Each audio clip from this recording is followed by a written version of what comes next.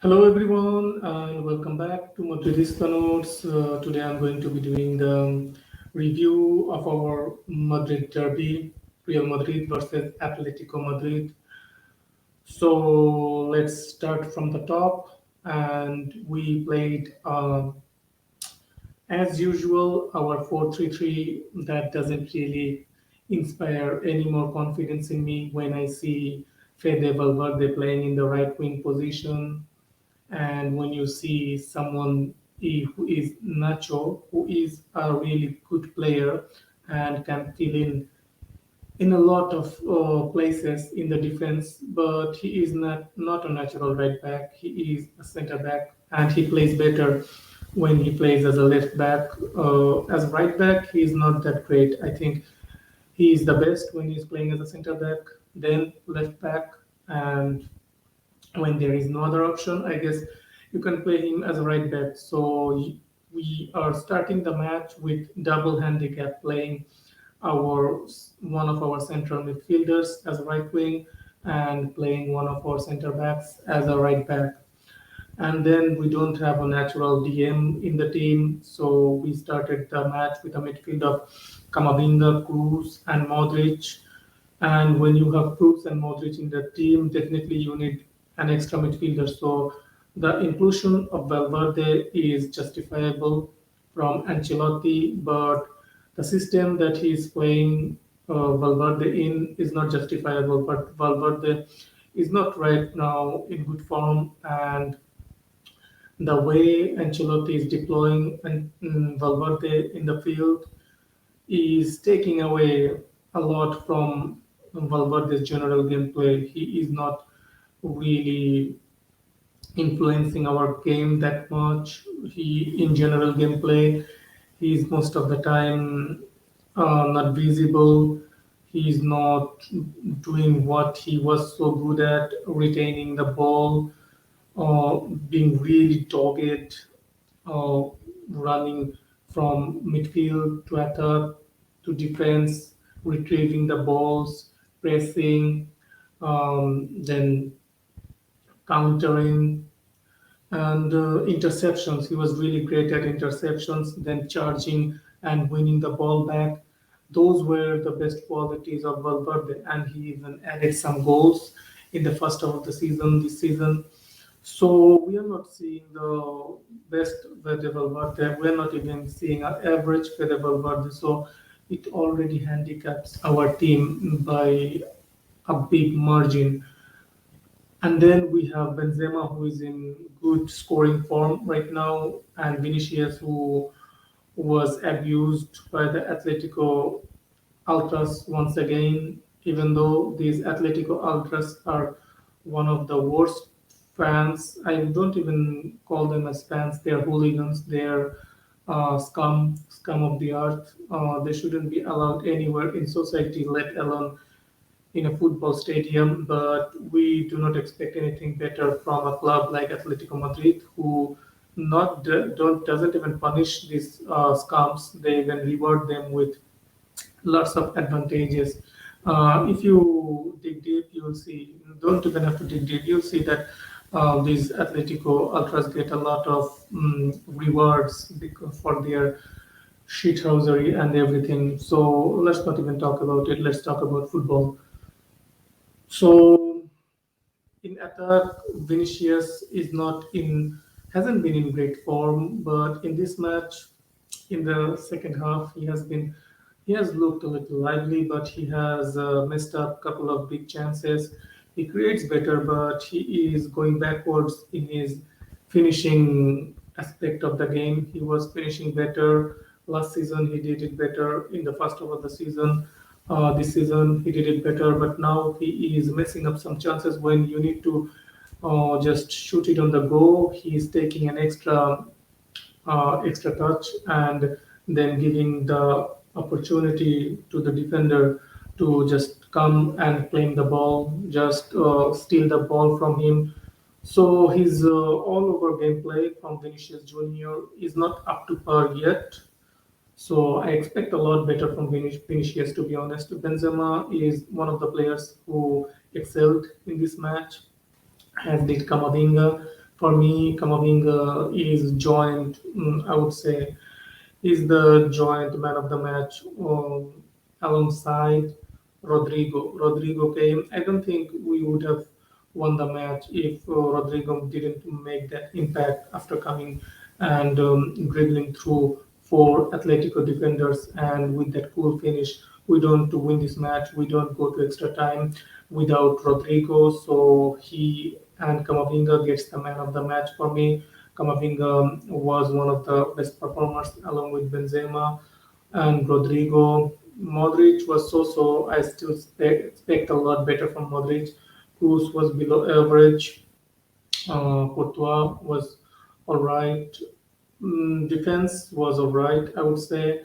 The first goal, what happened is Vinicius is mostly responsible for that goal. If you watch the highlights and pause, you can see Correa played a really simple pass to Koke, and then Koke noticed the right back of Atletico Madrid, Molina, making an overlapping run.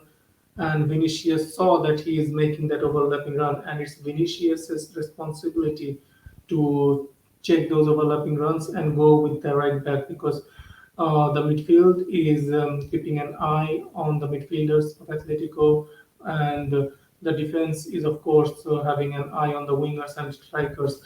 So when the right back of the opposition team makes overlapping runs into your box, your winger has to check those runs. Vinicius started, but then he stopped. He didn't go all the way to stop that chance. And so Koke played a simple over the over the top pass over our defense, and from there Molina played a simple cross, ground cross to the rat Morata, and he scored. So that was a really shit, really terrible thing to see Morata scoring at the Santiago Bernabeu. I never want to watch that shit again.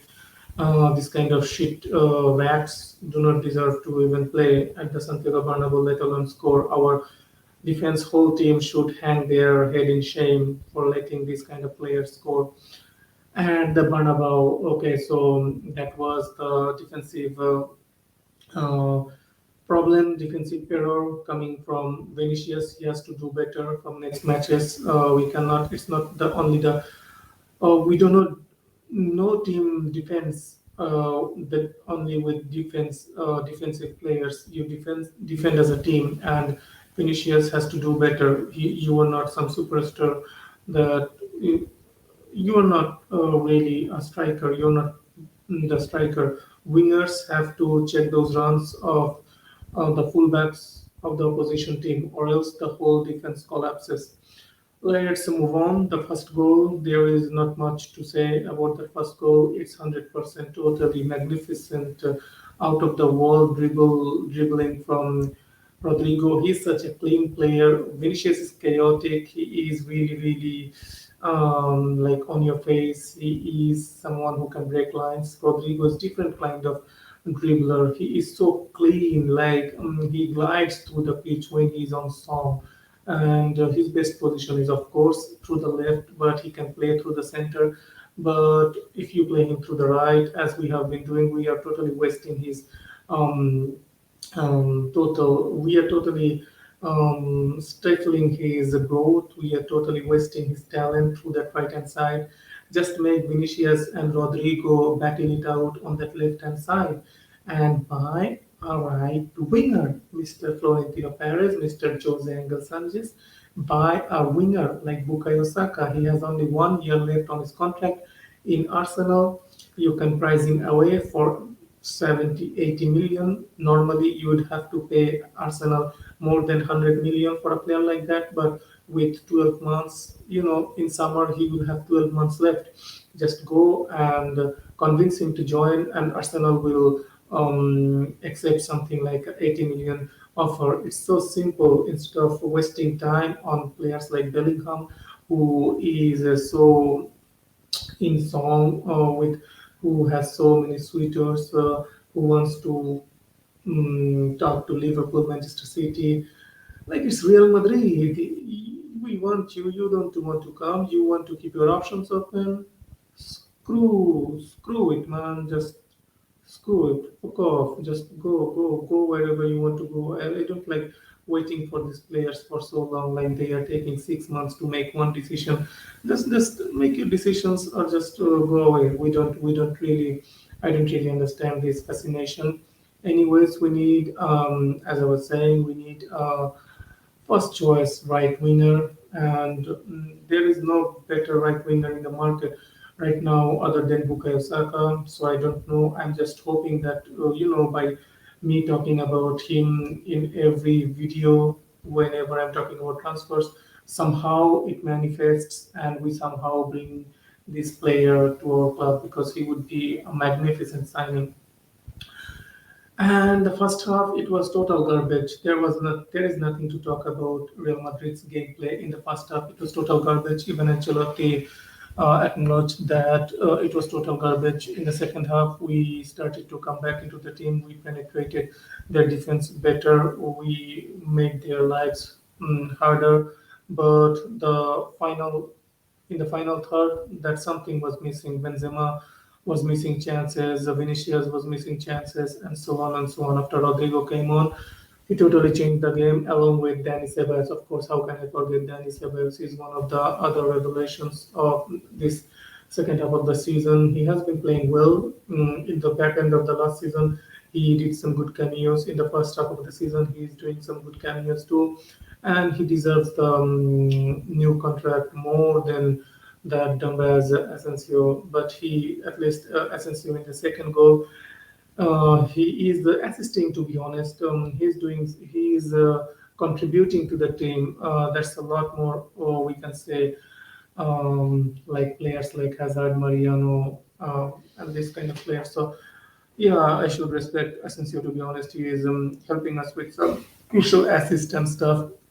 In the second goal, he is a low cross totally. Rodrigo cannot get his foot onto it, and it evades Rodrigo, Witzel, Molina, Vinicius, and totally falls into Benzema's lap. And Benzema with a crunch finish, totally cool as you like. Magnificent finish from Ballon d'Or Benzema, and the third goal is like Vinicius just trotting alone through the whole pitch, and the Atletico defenders were asleep totally. They were so tired they couldn't do anything. And those raps, Atletico raps, the fans and everyone, hold that, you assholes, racist, totally racist. So Vinicius gets his goal.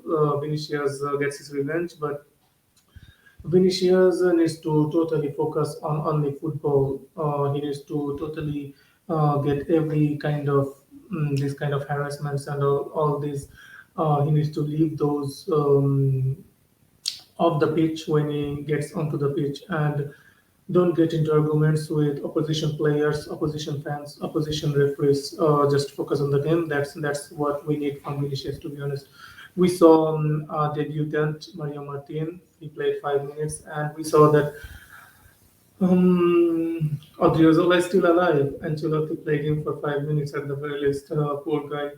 He's totally, yeah. Ancelotti doesn't like him one bit. So Ceballos, Rodrigo, who else came on? Um, oh, Asensio. So yeah, let's check out some stats from this match because stats give us some idea how the things turned out. To be honest, let's check out some stats. So the ratings, player ratings, of course.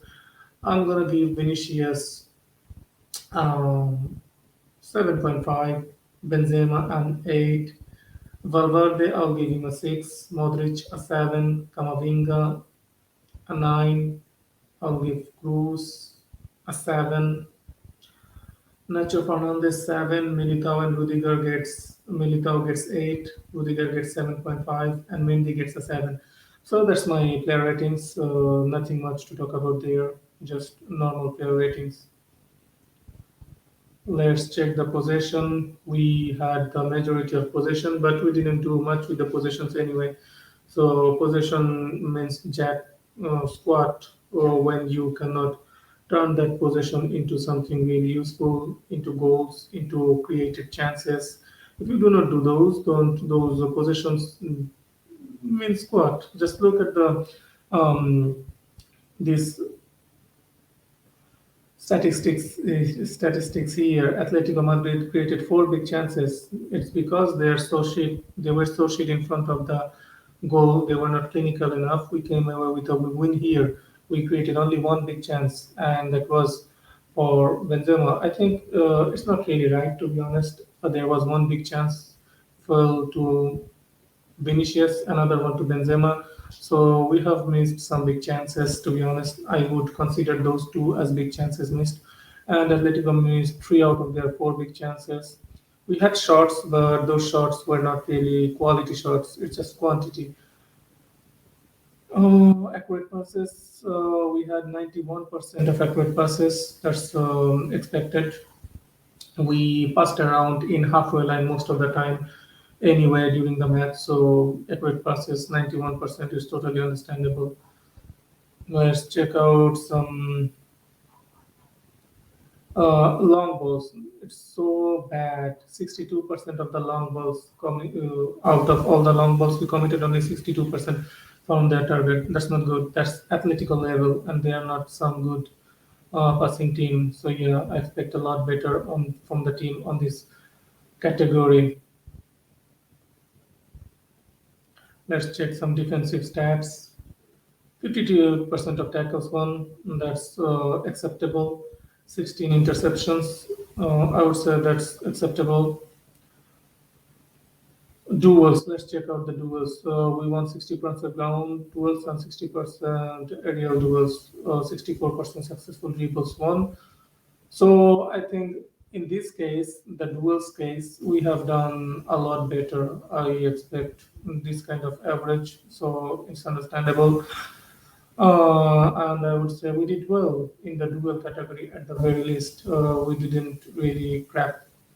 We weren't crap on this occasion at the very least.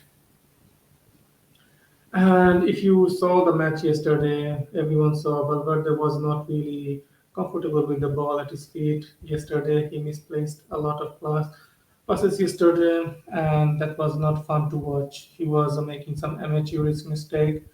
Nacho was doing the same, not passing the ball better, passing directed towards opposition players like it's our own players. So not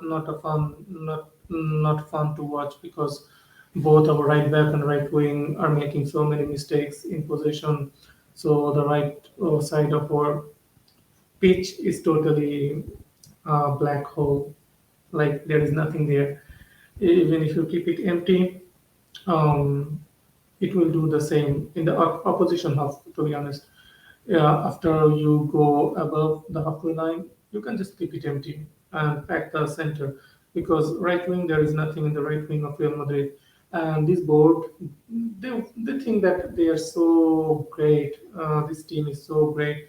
I don't know what kind of planning they do. Every single fan, every single I don't know, expert or whatever, whoever watches Real Madrid can see that we need a right winger, we need a first choice right back, we need a left back to compete with Mendy. These three signings are paramount to our success. If you want to win the league, you give your coach at least two out of these three. Even if you don't, you can use Nacho as the left back who can compete with Mendy. So I'll give you that.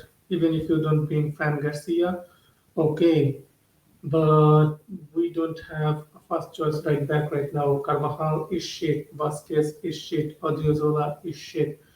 We need that right hand side of our defense and right hand side of our attack fixed. Without that, I don't expect us to win the league. You cannot win the league with this kind of thin squad right now. After this match, we have Alaba, Mendy, Vasquez, Carvajal, Chouameni. All of them are injured. None of them are going to play a vital match against Real Sociedad. Real Sociedad is third in the table. They are a really, really strong team. We need 3 points. We are trailing Barcelona by 3 points. It's not a joke. I don't know what Jose Angel Sanchez and Florentino Perez does the whole year. Why do they keep a winter transfer market? Why do they let people do transfers in January? It's when you have deficiencies in your squad, so you can plug the hole, even if you don't want to make long-term commitments, make some adjustments. It's your Real Madrid. Bring a couple of players on loan, do something, but they are not going to do anything. They never do anything. In January, it's some kind of stupid logic of theirs. So no need to get our blood pressure high, really. And that's it. Nothing much to talk about here. Thank you for watching. Have a good day, night, wherever you are. See you next time. Hala Madrid.